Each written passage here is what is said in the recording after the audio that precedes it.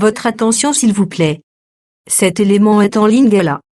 Contactez-nous pour savoir s'il est aussi disponible en la langue de votre préférence. Évangileéternel.com, le site de l'Évangile éternel. Christequality.com. Les cieux sont à la portée de votre main, juste par un simple clic de la souris. Motivez-nous s'il vous plaît, de continuer à vous servir, en souscrivant à l'une de nos YouTube channels qui correspond à votre version linguistique. Souscrivez s'il vous plaît. La rubrique Pasteur et thème. vous présente aujourd'hui l'homme de Dieu, le bien-aimé, le prophète Médard Kiala. Tous les enseignements du prophète Médard Kiala sont disponibles sur christequality.com/medarkiala.html. Bonne édification au nom de notre commun Seigneur et Dieu Jésus-Christ. Amen. Il faut que Bamakas. Yenda bomba. Yependa kozwa abimisi. Ozona na mala. Voilà pourquoi Tonikuni Sakate côté Salakangol. C'est ça. Donc se compare kana mutute. C'est ça. Grâce nyo c'est très important pour l'église. Ozona na mala. Toute grâce est très importante. Mutu moko te akoki kosala pa komisi à la perfection te. Azalaka kolo Yesu Christ. Parce que la Bible le dit que l'œuvre de Dieu prospérera entre ses mains. Mosala nzambe kotambola nde na loboko ya nzambe. Etambola na loboko na biso bato te.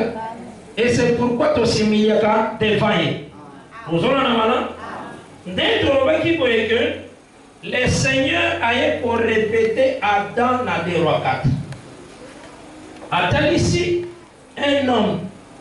Cet homme-là a koufaki. Tala koufi, a tikaki nyongo. Nyongo na ye, et sali ke bakanga bana na ye mibale na prison. Ozona na malam? Donc, et kangane bana mibale na prison nyongo wana. Mais délivrance est dans la huile, mafuta. Aussi, c'est l'huile qui peut sa délivrance. Parce que, besoin qu'il bouteille d'huile, il y a un bâtiment qui n'a pas vidange de sous, qui était comme une des yangone et libéra bana na prison. Pourquoi ils ont dit moi? Et nyongo ya Adam ils ont dit. Adam zalaki na nyongo na ye panzambeza amour. Parce que le Seigneur a dit, si vous m'aimez, vous garderez mes commandements. C'est ça. Mais qu'est-ce qui se passe-t-il? Adam a tout ça 7 jours. Toujours pas malade? A tout ça 7 jours. Adam est allé la pierre. Oh, le Seigneur a dit que marche. Tant que au temple, c'est Adam qui obéit. Mais après, on a aussi. Toujours pas malade, mais à Tambola quand même. C'est écrit à Tambola. Yo comme on a ta pierre T, ils ont des Adam. Zola na malam, à Tamboli nam. Après au Tambola, on peut payer ces sommes abandonnés. Ndé, le Seigneur a eu pour ça l'intervention. C'est seulement la Genèse. Donc, le Seigneur a salué Adam. 6e jour. À ça, vraiment 7 jours sans kosumu. Donc, 7 jours pleins sans kosumu. Vous aurez un malam. Yango, total, ça va tant union sur tanio soana. Les diables ont précipité sur la terre. Vous aurez un malam. Pour vraiment essayer de koye. La réalité, il y a reine, il y a Adam. Et ça, un millénium. Parce que le véritable Adam, c'est Jésus-Christ. Avant qu'elle marche dans la reine, le diable est absent. Vous avez la madame? Enfermer le diable en prison. Ne reine Adam, dernier les bandits. Luca ombre, Adam absent, mais Satan absent, mais Adam l'est. Mais ça vie Adam va chute. Satan cause à la tête. Parce que ce qui a été, c'est ce qui sera. Non, c'est ce qui sera, Satan est absent. Et Adam dernier règne. Vous avez la malade? Oui, c'est ça. Et il faut y avoir que Nathan oyo Adam Salemi peut abanina ko marché Satan na quitté na c'était na za précipité. Vous avez la malade? Mais c'est ça la parole du Seigneur. Donc c'est que à sali une semaine n'aille bien. Maintenant, le 8e jour, Adam tomba le 8e jour dans l'existence. Parce que le 8e jour, les années du 2e sabbat. Donc, ce que Salemi, donc, ils ont le sabbat à Liboso, au Barébi, Dieu se reposa. Mais 2e sabbat, ils ont observé que 8 jours pour naïe. Vous aurez la malam. Pour l'année, les années, on a toujours un raisonnement à Bisso Batouté. Le Seigneur a répété à Kak. Il faut y avoir que Adam a une image Yazambé. Na ombre, parce que faisons l'homme à notre image. Ça va? Maintenant, Aïe a répété le mouvement wana. Azui Abraham a payé place na Yezabé. Parce que Ésaïe 51 le dit que vous qui poursuivez la justice, vous portez les regards vers les rochers d'où vous avez été tirés. Portez les regards vers Abraham. Abraham a béni les rochers. Ça va? Voilà Ésaïe 51 verset 1 à 3. Ok, maintenant dans Ésaïe 44 verset 8. On a l'Éternel aïe. N'ayez pas peur et ne tremblez pas. Ne te laisse pas depuis longtemps dire et déclarer. Alors oui, je suis l'Éternel. Il n'y en a point un autre rocher. Or, attends déjà Abraham rocher. Namuno comment va Ésaïe? Attends Abraham rocher. Après le rocher, vous les allez à confirmer ce qu'Abraham les a dit. C'est ça la Bible. Il les a dit boum. Vous avez un malin? Au moins, comme Abraham est père, nous aussi dit que c'est toi éternel qui est notre père. Vous avez un malin? C'est ça la parole du Seigneur. Et il y a un mot commun que Abraham, tant que le Seigneur a eu alliance, a eu boye.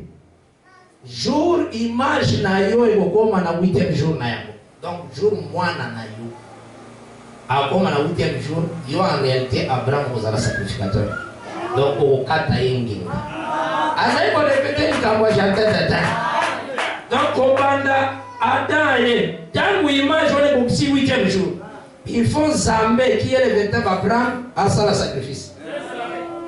Le Seigneur a répété d'une autre manière entre Abraham et Isaac. Et c'est comme ça qu'il marche. Vous avez la malade entre père et le fils Isaac. Et ce sont dans la Bible. Donc c'est que tant que vous allez comme on a la mort, il y a cet homme dans 2 chapitre 4. Et ils ont aidé à comprendre clairement que Adam a koufa qui a tika kinyo. Nyongo a tika qui est allé nyongo a boni. Nana yemo fouté là Jésus-Christ. Il y a un moment où Jésus-Christ est venu avec l'amour. Vous savez comment fouta nyongo? Vous avez un malade? Yesu est dans la boni. Ndé nyongo a fouté nyongo a Adam parce que Adam zaki na nyongo a boni. Bolingo etali saka batela nideko ya Nzambe. Vous avez un malade? Mais tout le monde est en train de dire bakangane banami bande na prison. Donc rachat est pour ça les maya banami bande. Vous savez un malade? Donc l'année sur les copés sama, il faut payer sama pour les pauvres na pluriel ou ils ont dit comme Israël na biso. Ça va? C'est ce qu'il faut comprendre. Donc c'est que nakati na yango to avancer qui par la grâce de Dieu, de totali ça qui boye. Oyez pas très bien que les mouvements que le Seigneur a présentés nakati ya basakolinios, ba mouvement ya basakolinios ezaka kayemo.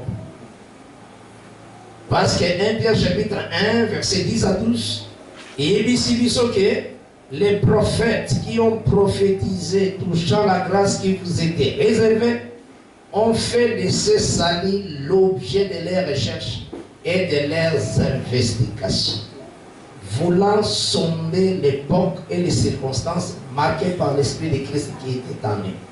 Donc, n'a été ni il y a Esprit à Christ, Esprit à Christ, Esprit à Christ. Nyonso wana eyaki kokota na kati ya Christ. Ça va? Donc, Jésus-Christ, c'est un véritable Jérémie. C'est un véritable Abakou. C'est un véritable Moïse. C'est un véritable Esaïe. Le mouvement de ce moment, on a des prophètes. Ils ont été comme pas Jésus. Il y a un moment où on témoignage ces jours-là. Zamba ebisaki Esaïe tambola bulumbu. Donc, avant Jésus-Christ, c'était à la nuit. Et ça, mon frère, moi, on a dit que mingi pichu mwanza. Mais azani ne maye. Aye baka azani maye. Donc, akasi que Yesu akufungi na lingwana. Te. Yesu akufa na lingwana te. Parce que foi pesa biso bilamba na ye. Sinon to plata muke. To kozanga oyo ya komibatela. Akwa okufa talelo akwa uzalelo patamo kote na nzoto. Po biso to lata bien. Uzona na mala po apesa biso pona kotimba bosoni wa. Uzona na mala pimela biso lo komo kote. Donc ndeko na biso foko sambela ka pe pona ye soki nzamba sungi akoma maye. Chantre puis tout le monde. Aye baka fable, baka belé tout ça. Mais quand il va makamwanza pesa kuma isengwa. Oyebi tozala ka o batu balobi te ki toza. Tona baka tozala ka o nzamba balobi ki toza. Ba ko monu pamba devant batu. Et tout ça ote. Tuna nzambe est-ce que nana zana tena musala na yo. Soka lo zana tena fanda kimia. Ata bazo finga ata ba mutu pamba.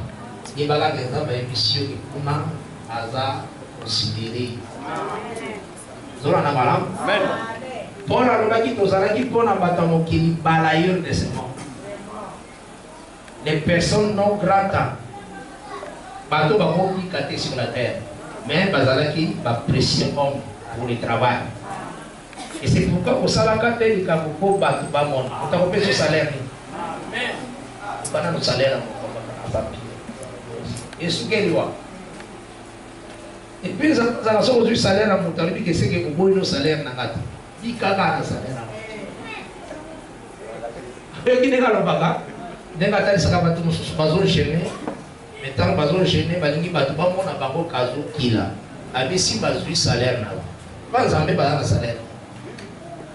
Vous allez la salaka eloko ko na batu ba mona te be pon zambe ndamona. Vous allez la soko ko pardonner les apôtres kuma nzambe tomba. Soki yo ko battre la parole les apôtres toujours nzamba sur le kuma. Tozora na mala ba pardonna ka teta ko pardonner le bike ngai tamu na saraka makama bona sabole bisate. Te olimbisika. Pour se souvenir na Égypte. Souvenir Égypte saraka ma pe panzambe. Hein tant ba se souvenir na ba concombre na biloko batika kizamba linga ngote. Tamu na zalaki mena limbisite olimbisite. Les pardons sont la base de la doctrine nabiso. C'est ça ta vie dans mon thème. Il faut être dans la carte de makasi. Et toujours dans la boye que na carte à Jérémie mais n'attend tout un texte. Jérémie a ébissi biso que Zamba ébissi qui est attirer pour à extirper arbre. Et puis attirer poilon à arbre. Vous aurez un amala? Nazo zwaka arbre Israël. Ça va? Selon Psaume 80 au verset 9. On a l'écriture et ici que Zalba zoki à l'Égypte un arbre. Ayaki na yango pe a chassaki ba nation et puis à l'oni arbre. Vous aurez un amala? Donc c'est du temps de Josué, Nalonaki arbre naye, na terre ya Abraham. Ça va? Après bas siècle, selon la loi du Seigneur, aïe dit que ceux qui vont rejeter parole, na kotinda ba nation ba ya komema bino bolongwa na mabele oyo na pesi. Ozoka mala alobango na Deutéronome chapitre 28, vous à partir du verset 49 au quitter na C. Ti même ti na verset 64. Na 64 nous allons dire que na kopanza yonde parmi toutes les nations. Donc il faut servir banzambe oyo kutu batata na bino ba éviter. Ozora na mala. Donc c'est que Dieu tient à ses paroles. Il tient à ses promesses. Nathan et Jérémie, Israël et le Seigneur a fait revenir. Ils ont tenu la parole. Le Seigneur est comme ça. Ils sont très patients. Sokomoni likambonanga ebimi yamabe. Yeba genzamba lobelinga mingi na yokita moni ngweza au comble. Albina voya ko perdre moi no tikala bibise de poisson quoi. Donc ça passe à l'année moi. Parce que le diable a connu l'accusation pas. C'est un accusateur. Bon pour accusation si la abobimisa yo vraiment mobile. Vous savez la mala? Ah, pour aller à Bolande, ça va l'ande la casole de la yo azobisa yo. Azo na ba songe, na ba vision. Azo lobela yo toujours. Pour ramener soko yo kite comme vivement na comble. Ndazo ya ici. Il est qu'on va te kaimiote, azana besoin à sokola yo. C'est la façon de Dieu. Et ceux qui comprennent, on s'abaisser devant sa parole. On milongi sanelo kwa tambo kote pa nzabe ba milongi sakate. Parce que oye tombolinga ezaka parole. Oye kokitisaka ekozalaka parole. Osoka na malamu ha. Ah, mais si vous maîtrisez parole, à autant que l'on saute. Faut simba parole pour simba. Et c'est pourquoi j'ai toujours dit ceci. Si le Seigneur a reproché, on a un problème. On dit ça. Ata osayo moko meza mais soit sur reproché motema no soyo kakazolo belayo. Mais qui dit ça? Pour la carte ya likambo yo zo le kawana so umeli, zamba kozanga te kopesa bandoto. Et ça, l'œuvre spirituelle. Tozana ba catholique te. Tozane na kati assemblée de saints.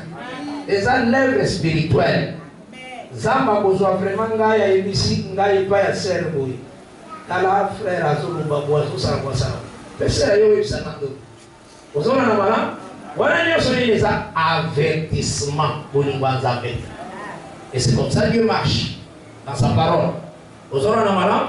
Le ligne moko si akizaki na Israël. Alors beli Israël bande bele. Azul Israël a revenir dans le chemin bien. Et on a reproché le royaume de Juda. Donc, dans le royaume de Juda, ils allaient dans Juda dans Benjamin. Des tribus. Alors, reproché avec le prophète, avec Jérémie. Mais il faut Zambé à exposer devant le roi Babylone. Vous avez un malin?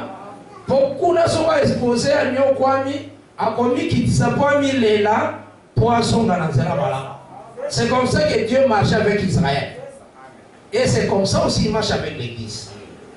Et la autres avec moko na moko. Vous avez un malin? Quand aux autres, kangamakaka na likambo ezaya mote. Aux autres tikate, à vous exposer. Il y a des abbés. On est qui est maïré? Hein? On nous a l'église avec maïré. A commis message à ma paix, na téléphone, dans le message à ma paix, après on a effacé. Donc on a dit que c'est effacé, mais il vous sera. Le talent n'est pas mouton. À ça, il vous sort dans le téléphone, à s'effacer, à vérifier bien, ils ont sous théâtre. À effacer, il vous sera. Donc c'est ce qu'il croit. Donc on a monté mon aîné à moi. À recevoir le message à ma paix, Yangwa mabea tanga ifase lokala bomna mutema ni bikeza bien atanga zo yazo ba azawati na mutema kaka wone zo ko mabea azawati te azawati. Dieu est saint. Dieu aime la sanctification. Et cette sanctification est bien pour ngana yo. Et ça na promesse. Et ça na promesse. Et ça sala yo molongi la sanctification. Ou affronter facilement les esprits mauvais. Le problème ne fait pas. Ou affronter facilement avec la sanctification. On s'est préparé pour l'enlèvement. C'est toujours pour notre bien. La sanctification est vous enseigner. Et Israël, le Seigneur a dit Jérémie que a copicola Israël. Pour Israël a quitté. Et a continué dans la captivité. Mais à cause que la manate a cause de planter des sources. Zamba kanda naye a toujours été pour la moine naye. Jamais. À cause de la kanda, a évité que na moti a sokolio a pardonné. C'est ça. Et ceux qui n'ont pas pardonné, ngana yo to koyoka mona motema ke zamba pardonné. Et ça kana ngwe forte. Oyoka mama ke bolingwa kunzambe tondi makasi. C'est ça la parole du Seigneur. Donc c'est que mouvement où Jérémie a sali. Ya kolongola nzete na terre. Pour nzete wana kene na captivité. Mouvement na fongo na mona kata Jésus-Christ. Parce que Jésus a zappé Jérémie. Ozona na mala ayaki kokuta Israël na promesse oyo Nzambe apesaki David apesaki Israël. Royaume est entre les mains d'Israël, donc la parole du Seigneur. La parole du Seigneur est un royaume. C'est qui n'a pas Israël. Selon Psaume 147, versets 19 et 20. L'Écriture est en bas. Zamba a révélé sa parole à Israël. A péché pour ordonnance à Jacob. Mais il n'a pas agi de même pour les restes des nations. Donc, à péché qui est parole. Parole, voilà. Et sa terre promise. Parole wana eza terre ipo. Parole wana eza parole oyo eza royaume. Osola na mala. Maintenant quand Jésus a pesi bango parabole na Matthieu 21 verset 33 tina 43. A ebisi bango parole ya vigneron. Oyo apesaki vigne na libota moko. Babatela yango. Atuni pe bango question. Bango moko bapesi réponse. Bango ikamba boye foka ka mokolo vinya longola bato wana nyonso azwa vinya ngo apesa ngo bato mosusu. Donc bango moko bamitekaki na réponse na ba bazwi vigne bakabia wana moto mosusu na question Jésus apesaki ndalo bike botanga te. Voilà pourquoi le royaume kolongwa na kati na bino et kopesa mana une autre nation qui rendra les fruits. Donc cela veut dire royaume lelo ezana 1 Pierre 2 verset 9. On a balobé la nation sainte où est comme l'église. Aux hommes na malam, l'église est la nation sainte. Et c'est ça et si ka oyoyo la pire vérité est fandi. Tout aussi malam et si ka oyo richesse du Seigneur est fandi. Et si ka oyo grâce de Dieu ça pour dominer, c'est dans l'église. Mais le royaume est nommé déjà dans Israël. Mais comme il est nommé dans Israël, le Seigneur a dit Jérémie, attends, j'étais au Longolaki, au Kozon du Sangouli Sous. Ça va? Donc il y a le temps où on était et au Zong. Ça va? Que le Seigneur n'a pas volé richement. Et que la paix du Seigneur est vraiment là. Zamba eba kobomba yo pe kobatela yo. Nasi dans la semaine, tu peux continuer davantage. Tout qui t'en a mis, tout n'a pas qu'on a ressemblé là.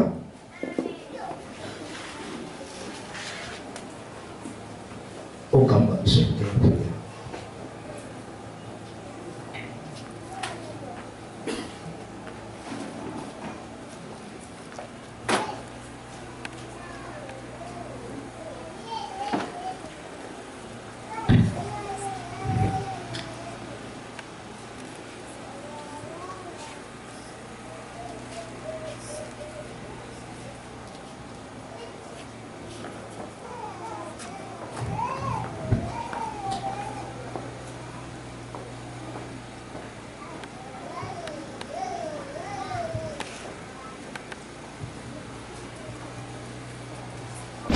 Merci d'avoir suivi ce message et que Jésus-Christ vous bénisse.